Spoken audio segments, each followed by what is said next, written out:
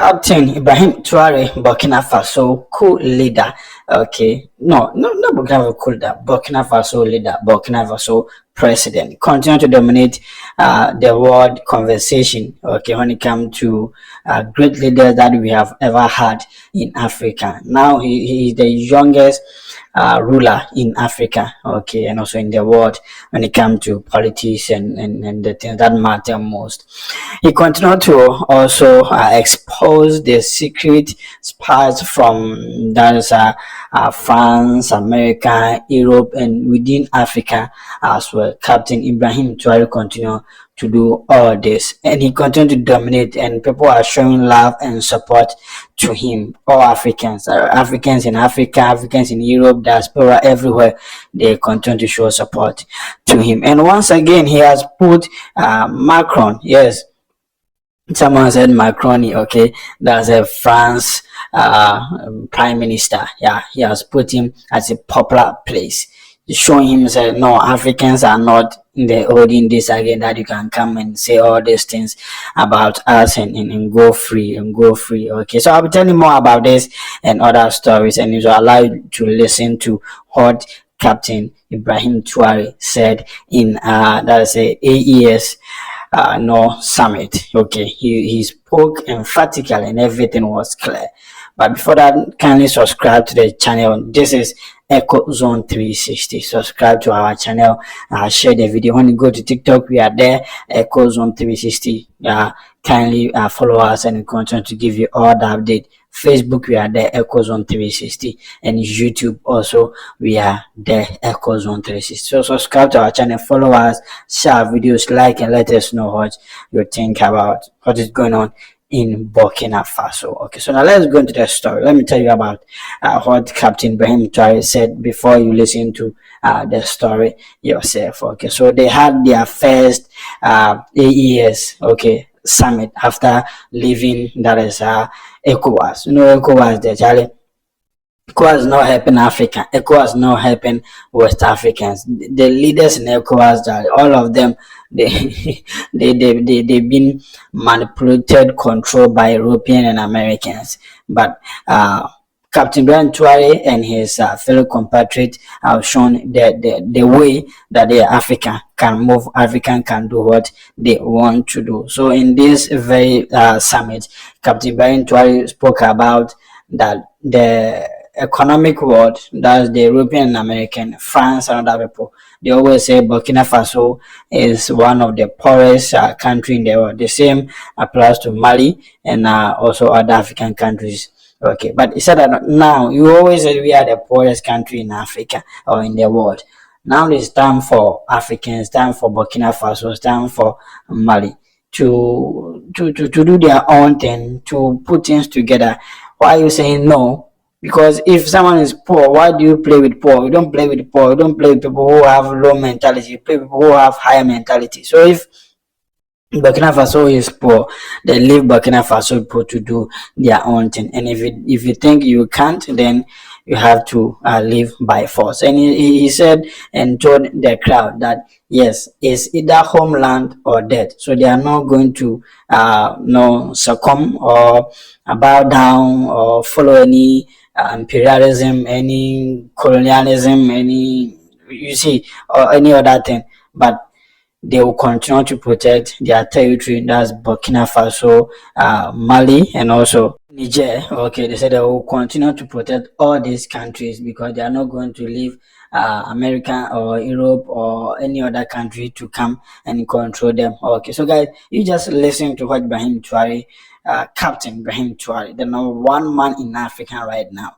Okay, controlling everything in Burkina Faso, putting Burkina Faso on the map once again, like what Kwame Nkrumah and other great African leaders did. Okay, listen to Captain Ibrahim Traore, and you know that yes, we have a young man with brains doing great things for Africa and also Burkina Faso.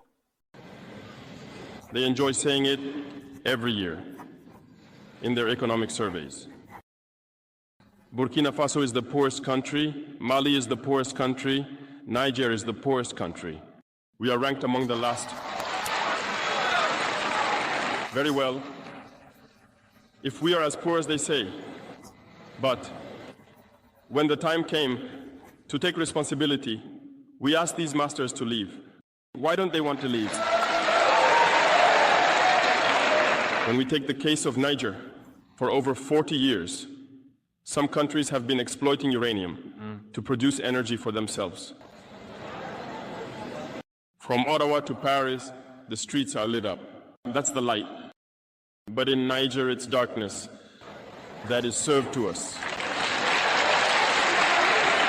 When you go to our states, our lands are riddled with holes, everywhere in search of precious metals like gold, but often there isn't even the slightest accessible road to reach the areas where they exploit gold, let alone some basic social services.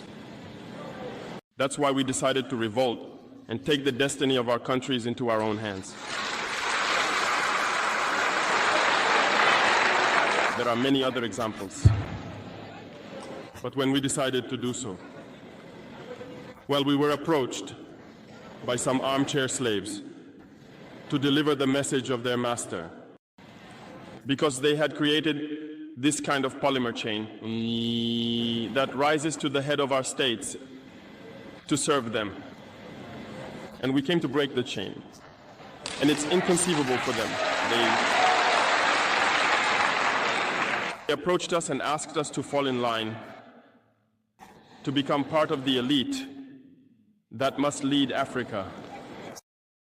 Because they have a trained and conditioned elite that they must follow, who are embedded in that chain. We refused to fall in line with them. And from then on, hostilities began. They have infiltrated our areas with several mercenaries, trainers.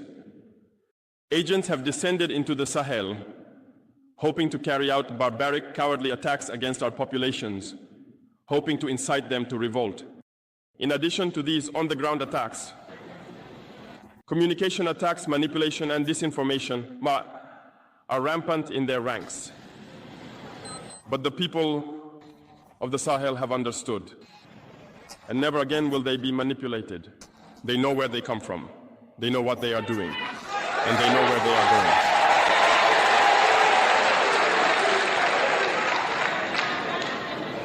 We will no longer allow this.